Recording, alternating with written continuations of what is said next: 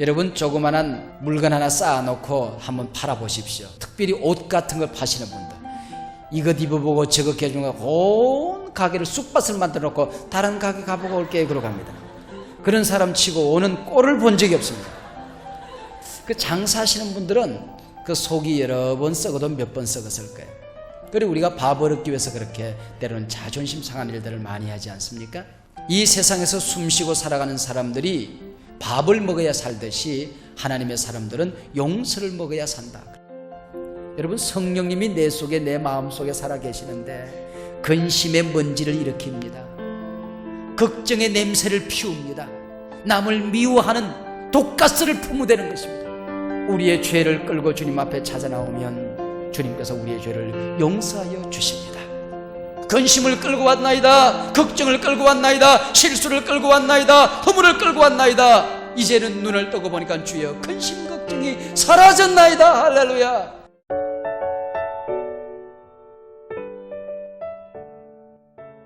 이 시간에는 주옵소서 하는 두 번째 시간입니다. 뭘 주옵소서?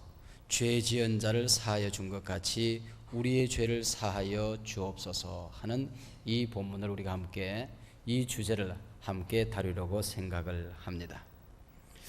많은 사람들이 우리가 성숙한 그리스도인이 기도하려고 할 때에 성숙한 그리스도인들은 하나님께 영광을 돌리고 하나님을 찬송하는 그런 기도를 해야지 이것 주십시오 저것 주십시오 하는 기도를 드리면 안 된다, 그렇게 생각하는 사람들이 있습니다. 그래서 자꾸 이것을 달라고 그러고 저것을 달라고 그러면 그것은 샤머니즘이다 라고 생각하는 사람들이 있습니다. 잘못된 생각입니다. 우선 성경에 보면 하나님께서 우리에게 많은 것을 구하도록 요구하고 있다고 하는 것입니다. 샤머니즘이라고 하는 것은 우리에게 아무런 줄 능력이 없는데 우리에게 줄 수 없는 것들에 가서 자꾸 무엇을 달라고 하는 것입니다. 그래서 고목나무 앞에 가서 자꾸 뭘 달라고 그래요. 그러니까 고목나무가 줄 거는 없지 속이 상해서 속이 푹 썩어 있는 겁니다. 자꾸 돌멩이 앞에 가서 뭘 달라고 그래요. 그러니까 돌멩이가 하는 얘기가 야 네가 차라리 날 다오 그러고 있는 겁니다. 그러니까 이런 것을 샤머니즘이라고 하는 것이지, 참으로 주실 수 있는 분, 또 주기를 원하시는 분, 또 우리에게 구하라고 말씀하신 살아계신 인격자 되시는 천지를 창조하시고 역사를 운행하고 계신 하나님 앞에 무엇을 구하는 것은 샤머니즘과 전혀 다른 것입니다. 또 우리가 정욕으로 구하려고 잘못 구하는 것도 아니고 정욕으로 쓰려고 잘못 구하는 것이 아니고 정당한 것을, 하나님이 기뻐하는 것을 구할 때에 하나님은 얼마나 우리에게 주시기를 좋아하시는지 모릅니다. 주기도문 여러 가지 내용에 보면 주옵소서 하는 내용이 두 가지가 나옵니다. 하나는 지난 시간에 공부한 일용할 양식을 주십시오 하는 내용이고, 두 번째는 죄를 사하여 주십시오 하는 내용입니다. 그런데 이 두 기도가 엔드로 연결된 한 문장이라고 하는 것입니다. 왜냐하면 우리가 일용할 양식이 매일매일 필요한 만큼 매일매일 우리에게 용서가 필요하기 때문입니다. 하나님께는 양식이 풍족합니다. 그만큼 하나님께서는 용서가 풍족하시기 때문에 그분 앞에 매일 양식을 구하듯이 우리는 매일같이 용서를 구하게 되는 것입니다. 밥 없이 살 수 없듯이 우리는 용서 없이 살 수가 없기 때문입니다. 그래서 이것은 한 문장으로 연결이 되어져 있습니다. 우리가 음식을 얻기 위해서, 우리가 밥을 얻기 위해서 얼마나 우리가 땀을 흘립니까? 많은 고생을 하지 않습니까? 때로 직장 생활하다 보면은 속이 상하는 일, 자존심을 구겨야 되는 일들이 얼마나 많이 있습니까? 저는 사회생활도 조금 해보았고, 또 군대에서 다른 사람들보다는 조금, 평균보다는 조금, 아마 평균만큼 되는지 모르겠습니다만 일반 우리 의무 복무 기간 하는 사람보다는 조금 더 길게도 해보았습니다. 그리고 또 장사도 해보았어요. 그래서 저는 장사하는 사람들을 참 존경합니다.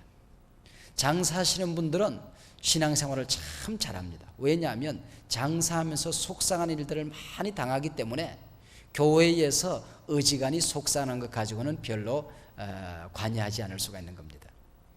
여러분, 조그만한 물건 하나 쌓아놓고 한번 팔아보십시오.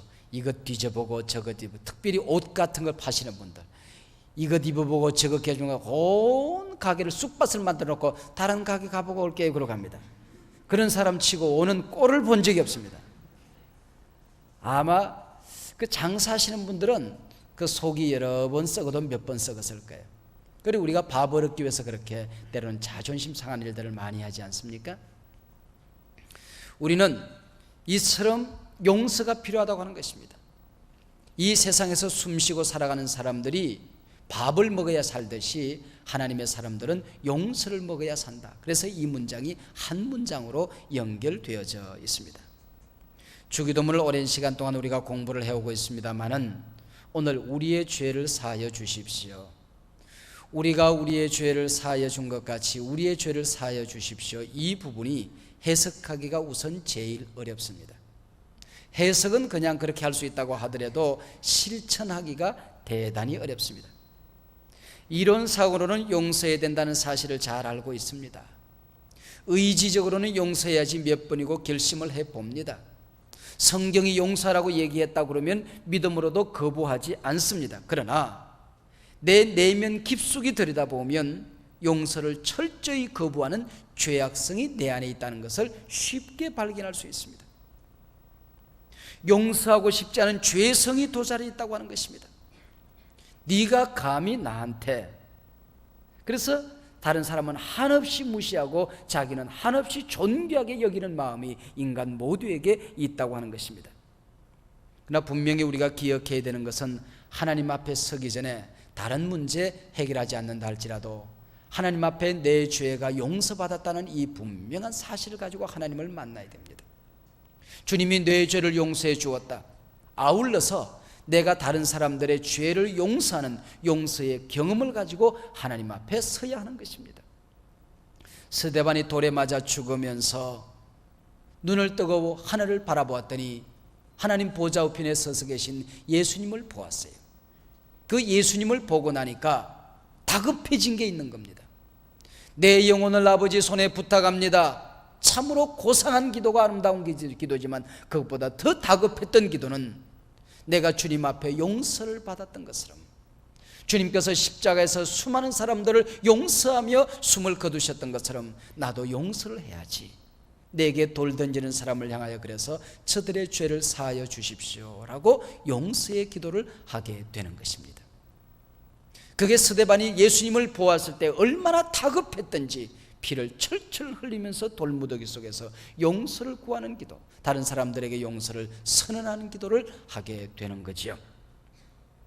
중세부터 전해오는 도덕극 가운데 사람들이라고 하는 그런 극이 있습니다. 어느 부자가 집에서 하루를 여유있게 보내고 있는데 한 귀인이 방문했습니다. 귀한 손님인 줄 알고 받아들였는데 죽음의 사자였습니다. 살려달라 애원했고 갈 수 없다고 몸부림을 해보았지만은 도무지 소용없는 일이고 피할 수 없는 일임을 알게 되었습니다. 잠깐의 시간을 요청합니다. 나 혼자 어디서 길을 떠나본 경험이 나는 없는 사람이요, 조그마한 여행을 할 때도 내게는 언제나 많은 동반자들이 있었는데 이 여행도 내가 서툴기 짝이었고 나 혼자 가기 불안하고 두려우니 동반자를 찾아보겠습니다. 그렇게 하여 24시간 시간을 얻게 됩니다. 그래서 동행자를 찾기 위해서 친구를 찾아갑니다. 이복의 친구, 내가 지금 여행을 하려고 하는데 나와 동행을 해주겠나? 글쎄 어디를 가는데 그렇게 다급하게 달려왔는가? 이번에 가는 길은 여행을 떠나면 다시는 돌아올 수 없는 길이라네. 무슨 길인데? 죽음의 길이라네. 이복의 사람아, 그것은 내가 다른 데는 다 동행할 수 있지만 자네와 함께 동행할 수는 없네. 그 길을 내가 갈 수는 없지 않겠는가? 친구를 만나도 소용이 없고 자기 자신에게 신세를 졌던 사람들을 찾아가도 모두 다 거절이요 딱지입니다. 이제 마지막 남은 한 사람이 있겠지. 그래서 사랑하는 아내를 찾아갑니다. 여보, 내가 당신을 사랑하고 당신이 나를 사랑하는 것 우리가 분명히 기억하고 있지 않소? 그러면요, 별의별 얘기를 다 했습니다. 이번에 내가 여행을 떠나게 되는데 당신이 나와 함께 동행해 주어야 되겠소. 무슨 길인데요? 죽음의 길이라오. 나 혼자 가기 두렵고 두려우니 당신이 나와 함께 가줘야 되겠소. 여보, 내가 다른 길은 모르지만 그 길에서 내가 당신을 동행할 수가 없어요. 당신 혼자 갈 수밖에 없어요. 당신이 여행을 떠나고 난 다음에 내게는 많은 할 일이 남아있을 거예요. 아내로부터도 거절을 받게 되는 것입니다. 그래야 당황하고 쩔쩔매고 있을 때에 은혜가 나타나게 되는 겁니다. 김은혜, 박은혜, 최은혜가 아니고 하나님의 은혜가 나타나게 되는 겁니다. 하나님의 은혜가 나타나서 이 부자에게 요구합니다. 그대가 회개를 하시오. 수많은 죄를 지적합니다. 당신이 회개하면 용서를 받을 수 있을 것이오. 그래서 마지막 몇 분 남은 기간 동안 하나님 앞에 무릎을 꿇고 철저하게 회개를 하게 되는 것입니다.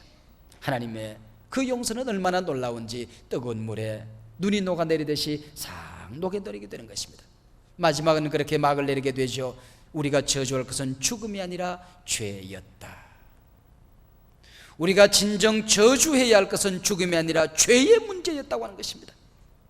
죄의 용서보다도 급한 것은 없다고 하는 것이죠. 그런데 혹자들 가운데는 우리는 예수를 믿는 그 순간 죄의 사함을 받았기 때문에, 이미 믿음으로 의롭다함을 얻었기 때문에 이 기도는 더 이상 할 필요가 없다고 주장하는 사람들이 있습니다. 이러한 논박에 대해서 우리는 그 다음과 같은 몇 가지 이유 때문에 그들의 견해를 수락할 수가 없습니다. 먼저 여기 죄라는 낱말은 본래 부채들, 빚들을 의미하고 있습니다. 복수를 얘기하고 있는 것입니다. 하나님 앞에 한 번 회개하는 거듭남의 문제, 영생함을 얻는 문제, 구원을 얻는 문제, 중생의 문제, 바로 이 처음이요 마지막 하는 이 회개의 문제가 아니고 매일매일 살아가면서 지을 수밖에 없는, 먼지가 쌓이듯이 때가 끼듯이 쌓일 수밖에 없는 이 세상의 무수한 죄들을 얘기하고 있는 것입니다. 요한복음 13장에 보면 예수님께서 제자들의 발을 씻기는 장면이 나옵니다. 예수님께서 제자들 데리고 한 집에 들어가게 됩니다. 낮에 제자들과 더불어서 누가 더 높은 자인가 하는 언쟁이 있었습니다. 제자들은 지금 예수님께서 죽음을 목전에 두고 죽으시기 위하여 예루살렘에 올라가는데, 어리석은 제자들은 예수님이 예루살렘에 올라가면 임금님이 될 거라고 생각을 했습니다. 그런데 오른편에는 틀림없이 베드로가 앉는다는 사실에 대해서 이견이 없었습니다. 그런데 왼편에 누가 앉을까 하는 문제입니다. 예수님이 늘 사랑하는 세 제자 베드로와 요한과 야고보를 데리고 늘 같이 다닌 거 보면 틀림없이 요한과 야고보가 앉을 터인데, 이 두 형제 가운데 야고보가 앉을 것인가 요한이 앉을 것인가가 문제가 되는 겁니다. 이 요한과 야고보의 어머니가 가만히 생각하니까 베드로만 없으면 한 놈만 앉히는 것이 아니고 한쪽에는 야고보, 한쪽에는 요한을 앉히면 되겠다고 생각을 한 겁니다. 그래서 예수님에게 몰래 청탁을 하게 되는 것이죠. 이 소리를 다른 제자들이 들었습니다. 그럼 다른 제자들이 기분이 나쁠 수밖에요. 똑같이 예수님의 열대저로 부름받아서 똑같이 고생을 하고 똑같이 사랑을 받았는데, 아니 누구는 인삼뿌리 먹고 누구는 무뿌리 먹었냐. 그래서 제자들 사이에 갈등을 일으키게 되는 겁니다. 그래야 그 집에 들어갈 때에 손님들이 들어갔을 때 종이 있으면은 제자들의 또 발을 닦아 주었을 텐데 그 집에는 마침 종이 없었던 모양입니다. 그러면 제자들 가운데 누가 발을 서로들 닦아 주어야 되는데, 누가 높은가 언쟁이 있었기 때문에 아무도 발을 닦겠다고 나서는 사람이 없었습니다. 그래서 예수님께도 시치미를 뚝 대시고 그냥 방에 들어갔고 제자들도 그냥 들어갔어요. 예수님이 발이 더러워서 제자들의 발을 닦아 주었다고 생각했는데 그게 아니더라고요. 성경을 가만히 살펴보면 그냥 더러운 발 그대로 밥상 밑에 발 쭉 뻗고 지금 밥을 먹고 있어요. 성경에 보면 저녁 식사 중에 예수님께서 식사를 하시다 말고 세숫대에 물을 담아오시고 허리에 수건을 동이고 제자들에게 나타나셨습니다. 지금 발이 더럽기 때문에 닦아주는 것이 아닙니다. 제자들의 뭔가 가장 시급한 문제를 가르쳐주기 위한 예수님의 지금 깊은 뜻이 여기에 담겨져 있는 것입니다. 이 식사를 끝나고 나면 내일 잡혀서서 이제 예수님께서 십자가에 달리시는 겁니다. 근데 제자들은 지금 예수님께서 임금이 될 거라고 생각했습니다. 예수님이 예루살렘에 지금 이제 올라왔는데 예수님이 잡혀서 죽을 거를 알고 있는 제자는 한 사람밖에 없어요. 가룟 유다 외에는 아무도 모르고 있는 겁니다. 이때 예수님께서 제자들에게 이제 내가 죽음의 문제로 너희들의 영생의 문제, 구원의 문제를 해결할 터인데, 이 제자 공동체에서 가장 중요한 게 뭔가? 바로 용서의 문제라고 하는 것입니다. 발을 닦는 이 용서의 문제라고 하는 것입니다. 우리 교회 공동체 안에서, 가정 공동체 안에서, 특별히 우리 주님의 이름으로 모이는 어떤 목장이든지 어떤 선교회든지 공동체 안에서 이 용서의 문제보다도 더 중요한 문제는 있을 수가 없습니다. 특별히 우리 신앙 공동체는 예수님의 용서와 더불어서 출발된 공동체입니다. 우리가 서로를 용서하지 않는다고 하면 이 공동체는 존재할 수가 없고 유지될 수가 없는 것입니다. 여러분, 교회 공동체에 용서의 아름다운 미덕과 용서의 덕을 우리가 배우지 못한다고 하면 이 교회는 존재할 수가 없는 거예요. 가정도 마찬가지입니다. 부부가 사랑을 가지고 살아가는 것 같지만 더불어 살아가다 보면 용서를 먹고 살아가는 것입니다. 부모는 자식을 용서하고 자식은 부모를 용서하는, 서로 간에 부모 자식 간에도 용서의 덕을 먹고 살아간다는 사실을 우리가 알아야 합니다. 그래서 예수님께서 제자들의 발을 씻어 주셨는데, 성경에 씻긴다고 하는 것은 죄를 씻는 문제와 깊은 밀접한 관계가 있다는 것을 성경을 연구하는 사람들은 누구나 다 쉽게 알 수가 있습니다. 그래서 예수님께서 베드로 앞에 왔을 때 다른 제자는 다 모르지만 내 발은 못 닦입니다. 그럴 수가 없습니다. 그때 예수님 뭐라고 말씀합니까? 내가 너를 씻지 아니하면 너와 나와 아무런 상관이 없느니라. 여기 씻는다고 하는 게 무슨 얘기입니까? 예수님의 보혈로 우리의 죄를 씻어주는 사건을 말하지 않습니까? 예수님이 내 죄를 씻어준 사건을 내가 경험하지 못했다고 하면, 예수님의 보혈의 피가 내게 흘러내리는 이 놀라운 체험을 내가 하지 못했다고 하면 예수님과 나는 아무런 상관이 없는 존재가 되어버리고 마는 것입니다. 깜짝 놀란 베드로가 예수님 그러면 발뿐만 아니고 온몸도 닦아주십시오. 그때 예수님 뭐라고 말씀합니까? 목욕한 사람은 발만 닦아도 된다, 그렇게 얘기합니다. 씻기는 씻는데 여기 두 가지 씻음이 나옵니다. 하나는 목욕하며 씻어주는 사건이 있고, 하나는 발을 씻어주는 사건이 있습니다. 목욕하며 씻는 사건은 중생함 거듭남을 얘기하는 것이라고 한다면, 발 씻는 사건은 구원받은 사람이 매일같이 씻는 죄에 대한 고백, 그리고 용서를 말하는 것입니다. 우리가 분명히 죄 사함 받았습니다. 그럼에도 불구하고 또 넘어지게끔 되어 있습니다. 하나님의 자녀가 되었습니다. 그럼에도 불구하고 실수합니다. 영생을 얻었음에도 불구하고, 심지어는 성령 충만함에도 불구하고 여전히 우리에게는 연약함이 있고 실수가 있고 허물이 있고 죄가 있습니다. 우리 모두에게는 주님의 보배로운 피로 정결함 받았습니다. 구원을 얻었습니다. 그럼에도 불구하고 여전히 우리는 죄가 있다고 하는 것입니다. 우리의 죄를 사하여 주십시오. 바로 이 문제는 매일같이 짓는 죄, 하나님의 자녀들임에도 불구하고 성령과 더불어 동행하고 살아감에도 불구하고 매일같이 먼지가 쌓여가는 죄를 주님으로부터 용서받고, 또 우리가 서로가 서로를 용서하는 이 놀라운 것을 주님이 우리에게 기도로 가르쳐주고 있는 것입니다. 그래서 옆에 오늘 본문의 호페 일레마라고 하는 이 말은 빚들, 부채들을 얘기하고 있는 것입니다. 빚의 특징이 있습니다. 부채의 특징이 있습니다. 빚은 갚지 아니하면 이자가 날마다 늘어납니다. 마침내 빚 때문에 파산하게끔 되어 있습니다. 성경에 보면 죄는 장성한다 그랬습니다. 죄는 점점 자란다고 얘기하고 있습니다. 주님으로부터 용서받지 아니하면, 우리가 서로가 서로를 용서하지 아니하면 이 빚은 날마다 자라게끔 되는 것입니다. 죄는 장성한다, 죄는 번식한다 얘기하고 있습니다. 여러분, 한 가지 죄를 짓고 나면 그것을 감추기 위해서 또 죄를 짓고 거짓말을 하게 되고 자꾸 가식을 하게 되는 것입니다. 이 한 가지 문제를 깨끗하게 회개하지 아니하면 죄는 또 다른 죄를 낳는 거예요. 그 죄는 또 다른 죄를 해서 손자까지 봅니다. 이게 죄라는 묘한 특징입니다. 부채는 기록되게끔 되어 있습니다. 하나님 나라의 책이 두 권 있는데, 하나는 구원받은 사람의 이름이 기록되어 있는 생명책이 있고, 우리의 행위와 우리의 죄악을 기록한 행위의 책이 있는 것입니다. 그 부채는 반드시 결산을 보게끔 되어 있습니다. 한 가지 다른 점이 있다고 한다면, 죄의 부채를 위해서는 내가 할 수 있는 일이 별로 없습니다. 하나님 앞에 기도하는 길밖에 없습니다.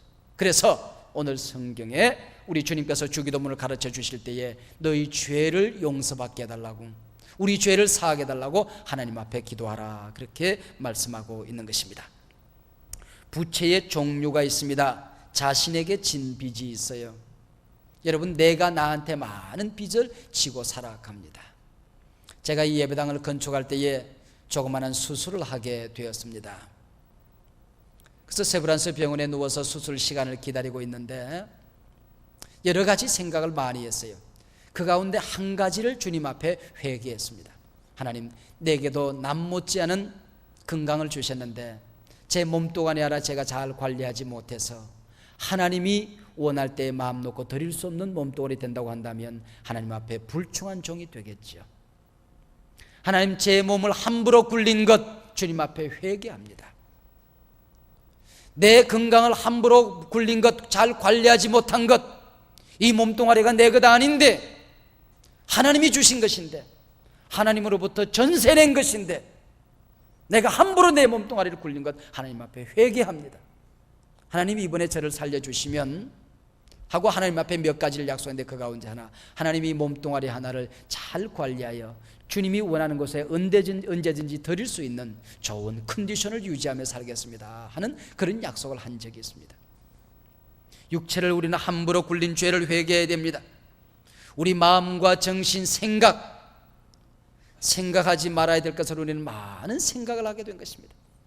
우리 마음속에 성령으로 충만하고 복음으로 충만하고 기쁨으로 충만하고 사람들을 사랑하고 주님을 많이 묵상하고 말씀을 닫고 성령을 담아야 될 이 마음속에 때로는 얼마나 많은 사람들을 미워하며 시기하며 질투하며 번민하며 걱정하며 근심하며, 여러분 성령님이 내 속에, 내 마음속에 살아계시는데 근심의 먼지를 일으킵니다. 걱정의 냄새를 피웁니다. 남을 미워하는 독가스를 품어대는 것입니다. 거기 보고 성령님 계시라고 그럽니다. 여러분 이런 불충을 우리가 짓고 있는 것입니다. 내가 내 마음에 많은 죄를 짓고 살아가는 것입니다. 이 마음에는 아무나 들랑거리면 안 되는데 사탄의 생각을 걸핏하면 하는 것입니다. 미워하고 근심합니다. 시기하고 질투합니다. 우리 영혼을 더럽힌 죄가 있습니다. 내 영혼 주님께서 하나님의 형상으로 깨끗하게 내게 주셨는데 우리는 우리의 영혼을 더럽히며 살아갑니다. 내가 나 자신에게 많은 빚을 지고 살아갑니다. 다른 사람들에게 얼마나 많은 빚을 지고 살아가는 것입니까? 기도의 빚을 지고 살아갑니다. 사랑을 받은 만큼 사랑하지 못합니다. 이웃들에게 친절하지 못했습니다. 부모의 책임을 다하지 못했습니다. 자식의 책임을 다하지 못했습니다. 목자의 책임을 다하지 못했습니다. 교인의 책임을 다하지 못했습니다. 직분을 가졌다거나 직분을 가진 사람으로서의 책임을 다하지 못했습니다. 이웃에 대하여 나쁜 감정을 가졌습니다. 불친절했습니다. 많은 사람들에게 우리는 빚을 지고 살아가는 것입니다. 하나님 앞에 우리가 얼마나 많은 빚을 지고 살아가는 것입니까? 하나님의 형상을 파괴했습니다. 성령을 근심하게 만들었습니다. 예수님께서 피 흘려 나를 정결하게 만드시고 하나님의 자녀 삼았는데 예수님의 보혈의 피 공로를 무효화시킬 때가 얼마나 많이 있습니까? 하나님 앞에서 우리는 많은 죄를 짓고 살아가는 것입니다. 예수님께서 이 땅에 하셨던 사역이 있는데 성전 바깥에서는 주로 치유 사역을 많이 하셨어요. 근데 성전 안에 돌아오면 언제나 용서의 사역, 구원의 사역을 많이 하신 것을 볼 수 있습니다. 어느 날 예수님께서 성전에 계셨는데 간음 현장에서 붙잡힌 한 여인이 개처럼 끌려왔습니다. 요한복음 8장 1절로 11절에 기록되어 있는데 그 성경을 우리가 잘 살펴보면 폭 재미있는 몇 가지 사실을 우리가 발견할 수 있습니다. 그 성경이 보면 괄호로 이렇게 묶여져 있어요. 간음 현장에서 붙잡힌 이 여인의 사건을 기록하면서 성경은 괄호 안에 이 사건을 묶고 있습니다. 초대교회에 권위 있는 사본에 이 본문이 빠져 있다고 하는 것입니다. 왠고하니 초대교회 성도들은 아무리 교회가 용서를 가르치는 공동체이기는 하지만은 간음 현장에서 붙잡힌 그 창녀를 교회 한가운데서 예수님이 용서하셨다는 사실이 좀처럼 이해가 안 되는 것입니다. 만약에 그것을 너무나 쉽게 가르치게 되면 세상에 있는 사람들이, 교회 바깥에 있는 사람들이 교회를 일컬어서 간음 공동체로 손가락질하기 쉽상이라고 하는 것이죠. 세상에서도 용납받을 수 없는 자들이 교회 안에서 버젓이 활보를 하고 다닌다고 하면 어떻게 구원받은 공동체가 될 수 있겠느냐, 이 문제가 이해가 안 되는 겁니다. 그래서 성경 속에서 이 본문을 빼고 읽었어요.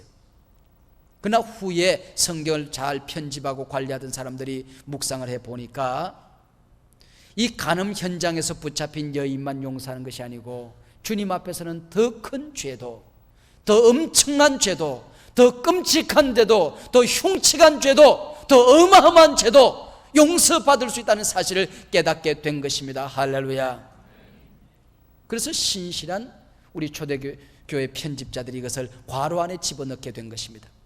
빼지도 아니하고 초대교회 교부들 가운데 권위 있는 사본을 가진 사람들은 이것을 빼고 읽었습니다 하는 것까지도 우리에게 알려주면서 괄호 안에 묻고 있는 것입니다. 간음 현장에서 붙잡혀 왔습니다. 그런데 이 여인을 살리기 위해서 예수님께서 충혈되어 있는 그 사람들을 바라보지 않고 땅바닥에 벌썩 주저앉으시더니 글씨를 쓰셨어요. 글을 쓰셨어요. 예수님께서 본문에 보면 신구약 성경 가운데 신약 성경에 예수님이 직접 땅바닥에 쓰신 글씨는 오늘 이 간음 현장에서 붙잡힌 이 사건에만 나옵니다. 근데 글을 쓰는데 2번 글을 썼어요. 그래서 우리 요한복음을 공부하면서 우리가 잠깐 공부한 적이 있습니다만은 저는 오랜 시간 동안 예수님이 땅바닥에 무슨 글씨를 썼을까 대단히 궁금했어요. 어떤 사람들은 사람들이 지을 수 있는 죄를 많이 이렇게 기록했을 것이다 하는 사람도 있고, 또 의미 있는 낙서를 했을 것이다 그렇게 주장하는 사람들도 있고, 또 어떤 사람들은 야 이놈들아 여자 혼자 간음하는 거 봤냐 이놈들아 그렇게 썼다고 하는 사람들도 있습니다. 그런데 구약과 성경을 이렇게 짝을 지어서 우리가 생각해 보면 구약에 하나님이 친히 글을 쓴 사건이 있습니다. 십계명 돌파는 사람이 쓴 글이 아니었습니다. 하나님의 손가락이 나타나, 하나님의 빛의 손가락이 나타나 10가지 계명을 친히 써주셨어요. 그런데 십계명 돌판에 한 번 글을 쓰신 것이 아니고 구약에 보면 2번 글을 쓴 걸로 되어 있습니다. 하나님께서 모세에게 십계명 돌판에 친히 나타나서 빛의 손가락으로 글씨를 써주셨는데 그걸 짊어지고 두려움에 떨어서 내려오는 겁니다. 영광의 얼굴을 하고 내려오다 보니까 골짜기 내려보니까 금송아지를 만들어 놓고 딩가 야단 법석을 떨고 있거든요. 얼마나 분노했든지 모세는 그 십계명 돌판을 백성들을 향하여 집어 던지는 것입니다. 십계명 돌판이 쫙 부셔지죠. 깨지게 되는 것입니다. 그리고 다시 올라갑니다. 다시 올라갔을 때 하나님께서 다시 2번째 빛의 손가락으로 십계명을 써주는 겁니다. 그리고 이것은 이제는 속죄소에 어린 양의 피를 발라서 감추어버리는 것입니다.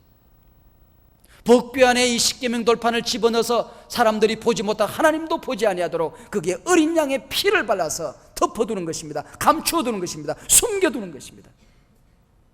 첫 번째 선 십계명 돌판은 율법의 돌판이었습니다. 심판의 돌판이었습니다. 이것을 범하면 죽는 겁니다. 이것을 범하면 지옥 가는 겁니다. 이것을 범하면 영원히 하나님으로부터 형벌을 받는 것입니다. 그런데 이 십계명 돌판을 깨트렸습니다. 이 십계명 돌판을 깨트린 자는 모세가 아닙니다. 이 유목사가 깼고 여러분이 깬 겁니다. 십계명을 내가 짓밟았고 여러분이 짓밟았습니다.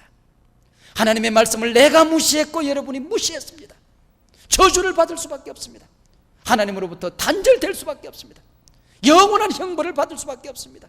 지옥에 떨어질 수밖에 없는 것입니다. 내가 십계명을 깼습니다. 내가 십계명을 범했습니다. 이것이 우리의 모습이고 이것이 우리의 본질입니다. 첫 번째 이 십계명만 가지고는 우리가 살 수가 없는 겁니다. 그래서 하나님께서 2번째 글을 쓰는 것입니다. 똑같이 십계명을 쓰지만 그것을 써서는 우리가 지킬 수 없다는 사실을 너무나도 잘 알기 때문에, 이 율법을 지킴으로써 구원받을 자가 아무도 없기 때문에, 선행과 공로를 통하여 구원받을 자가 아무도 없기 때문에 어린 양의 피를 바릅니다. 그리고는 법궤 속에 감추어두고 속죄주 속에 숨겨두고 덮어버리는 것입니다. 2번째 쓰신 이 글씨는 용서의 글이요, 사랑의 글이요, 구원의 글이 되는 것입니다. 믿음의 글이 되는 것입니다. 예수님께서 땅바닥에 글씨를 쓰시는데 2번 글을 씁니다. 첫 번째는 틀림없이 인간이 지을 수 있는 모든 죄를 다 쓰실 것입니다. 심판의 글을 썼을 것입니다. 마땅히 열이 돌에 맞아 죽어야 된다는 사실을 썼을 것입니다. 2번째 글을 씁니다. 그것은 용서의 글입니다. 용서의 글이에요. 사랑의 글을 썼을 것입니다. 주님께서 우리를 용서해 주는 이 용서의 글이 없었다고 한다면 우리는 이 땅에 성전에 들어올 수 있는 사람이 아무도 없습니다. 아마 십계명이 두동강이 나듯이 예배당문에 들어서자마자 우리 몸뚱아리, 우리 영혼이 박살이 나고 말았을 겁니다. 그래서 그 사건에 보면 첫 번째 이 여인이 여인을 끌고 왔다. 누구에게로? 예수님에게로 끌고 왔다고 그랬습니다. 개처럼 질질 끌려왔지만 여기에 의미심장한 교훈을 우리에게 주고 있습니다. 주님에게 끌려오면 삽니다. 할렐루야. 우리는 예수님 앞에 찾아올 때마다, 주일날 교회 올 때마다 여러분 헌금을 준비하지요. 깨끗한 옷을 입고 오지요. 목욕하고 세수하고 오지요. 인도자들을 끌고 오지요. 그러나 그보다 더 중요한 것이 있습니다. 내 죄를 끌고 주님 앞에 찾아오는 것입니다. 나의 실수를 끌고 주님 앞에 찾아오는 것입니다. 나의 연약함을 끌고 찾아오는 것입니다. 주님, 이런 죄를 지었어요. 이렇게 넘어졌어요. 이렇게 깨졌어요. 이런 허물이 있어요. 이런 아픔이 있어요. 이런 상처가 있어요. 이렇게 망가졌어요. 우리의 죄를 끌고 주님 앞에 찾아 나오면 주님께서 우리의 죄를 용서하여 주십니다. 우리의 문제를 끌고 주님 앞에 나오면 주님은 우리 문제를 해결해 주십니다. 우리의 아픔을 주님 앞에 끌고 나오면 주님은 아픔을 치료해 주십니다. 이 여인이 주님 앞에 끌려 나오듯이 우리는 주님 앞에 끌려 나오게 되는 것입니다. 사람들이 다 떠나고 난 다음에 예수님이 이 여인에게 묻습니다. 너를 돌로 치려 하던 자들이 다 어디 갔느냐? 주여 없나이다. 주여 없나이다. 주님 앞에 끌려왔을 때에 정죄가 없나이다. 내 머리를 향하여 내리치겠다던 돌멩이가 없나이다. 충혈되어 있던 눈동자들이 없나이다. 나를 저주하던 자리 없나이다. 주님 앞에 찾아올 때 우리는 이 경험을 하게 되는 것입니다. 주여, 내 죄가 없어졌나이다. 할렐루야. 내 죄주가 없어졌나이다. 할렐루야. 내 저주가 사라졌나이다. 할렐루야. 주님 앞에 찾아올 때마다 이 고백을 하는 자리가 예배 자리 아니겠습니까? 이 고백을 하기 위해서 이 전이 필요한 것 아니겠습니까? 할렐루야. 없나이다. 우리의 문제를 가지고 왔습니다. 주님 앞에 기도하고 나면 주여, 내 문제가 이제 없어졌나이다. 근심을 끌고 왔나이다. 걱정을 끌고 왔나이다. 실수를 끌고 왔나이다. 허물을 끌고 왔나이다. 이제는 눈을 뜨고 보니까 주여, 근심 걱정이 사라졌나이다. 할렐루야. 내게 강같은 평화와 기쁨이 충만하이다. 할렐루야. 물이 바다 득범같이 은혜가 충만하나이다. 할렐루야. 바로 그것이 이 자리 아니겠습니까? 이 자리 아니겠습니까? 그걸 위하여 우리가 이 자리에 찾아오는 것입니다. 여러분, 교회에 올 때에 다른 걸 많이 얻으려고 하지 마십시오. 은혜 받기 위하여 오셔야 됩니다. 은혜가 무엇입니까? 죄 용서 받는 것입니다. 은혜 받은 대로 살아가는 것이 무엇입니까? 용서하며 살아가는 것입니다. 그래, 신학자들은 어떻게 우리가 서로를 용서할 수 있습니까? 그랬을 때에 이해해야 된다고 그래요. 이해해야 된다. 이해라고 하는 말을 영어로는 understand, 아래에 서는 것이라고 얘기해요. 그 사람보다도 높은 데 서 있어가지고는 절대로 용서가 안 된다는 겁니다. 그 사람 아래에 서 있을 때에 그 사람을 용서할 수 있게 된다고 하는 것입니다. 그리고 자기 입장만 생각하면 안 됩니다. 자기 입장만 생각해가지고는 다른 사람을 이해할 수 없어요. 대개 보면은 자기가 상처받았다고 얘기합니다. 내가 아프다고 얘기합니다. 그러나 가만히 생각해 보면 내가 상처받는 사이에 나도 그 사람에게 상처를 냈어요. 내가 아파하는 사이에 그 사람도 아파 울고 있어요. 나만 아픈 것 아니에요. 나는 100% 옳았는데 그 사람이 100% 틀린 법은 없어요. 다른 사람의 입장을 한번 생각해 보면 우리가 용서를 할 수 있게 되는 것입니다. 내가 누구인가를 생각해 보면 용서가 가능해지게 되는 것입니다.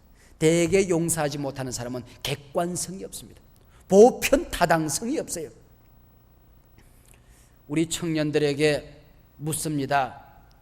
영모 씨에 대해서 어떻게 생각합니까? 그랬더니 우리 청년이 하는 얘기가, 키가 큰 사람은 싱겁다고 그러는데 키가 크면서도 별로 싱겁지 않은 아주 훌륭한 사람입니다.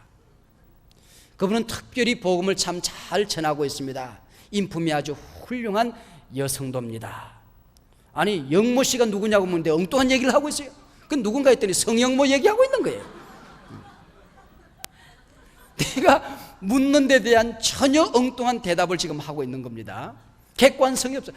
이건 틀린 것도 아니고 맞은 것도 아니에요. 제가 묻는 데 대해서는 전혀 엉뚱한 대답은 자기 나름대로 지금 맞는 겁니다. 여러분, 우리가 다른 사람들을 용서할 수 없고 내가 아프다고 그러고 상처받았다고 그러고 우는 사람들 보면 대개 보면 엉뚱한 얘기하고 있는 겁니다. 지금 저쪽에서는 유영모 얘기하고 있는데 자기는 성영모 얘기하면서 혼자 아프다는 겁니다. 이런 경우가 얼마나 많은지 몰라요. 여러분, 다른 사람들의 입장 밑에 서 보십시오. 내가 누구인가를 자기를 한번 살펴보십시오. 그러면 용서할 수 있게 될 줄로 믿습니다. 그리고 기도해야 됩니다. 대개 용서 못할 때가 언제인지 아십니까? 은혜 떨어지고 나면 그런 거예요. 여러분, 내가 상처받을 때가 언제인지 아십니까? 은혜 떨어지면 그래요. 내 눈에 예수가 보일 때는 용서가 가능했습니다. 칼을 들고 덤비는데도 용서가 가능해집니다. 나에게 손가락질을 하는데도 예수가 보이면 웃음으로 대해줄 수가 있습니다. 내 눈에 예수가 안 보이고 어느 순간 내가 보이기 시작하는 것입니다.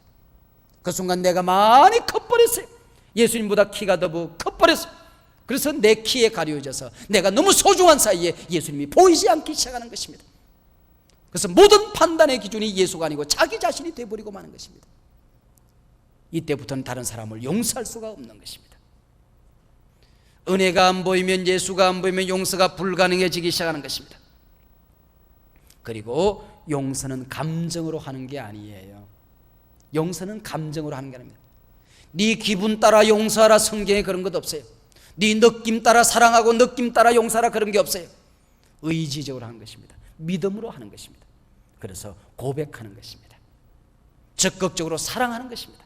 사랑한다고 말하는 것입니다. 한번 따라하시 바랍니다. 사랑합니다. 사랑하고 나면 용서 못할 게 없는 거예요. 사랑을 잃어버렸기 때문에 용서가 불가능해지는 것입니다. 내가 하나님으로부터 얼마나 엄청난 용서를 받았는가 생각해보면 우리도 용서할 수 있게 되는 것입니다. 그래서 주기도문이 그때부터 이제 가능해지게 되는 것이죠. 만약에 다른 사람들을 용서하지 못하고 주기도문을 날마다 외우게 되면 자신의 사형 선고문을 매일 읽는 것과 같다, 그렇게 얘기하고 있습니다. 우리가 우리의 죄를 사하여 준 것 같이 우리의 죄를 사하여 주십시오. 이 기도는 가장 고상한 기도임과 아울러 가장 어려운 기도입니다. 다른 기도를 못한다 할지라도 이 기도는 반드시 우리가 주님 앞에 서기 전에 해결해야 될 문제입니다. 한번 따라하시기 바랍니다. 우리가 우리의 죄를 사하여 준 것 같이 우리의 죄를 사하여 주십시오. 기도하겠습니다.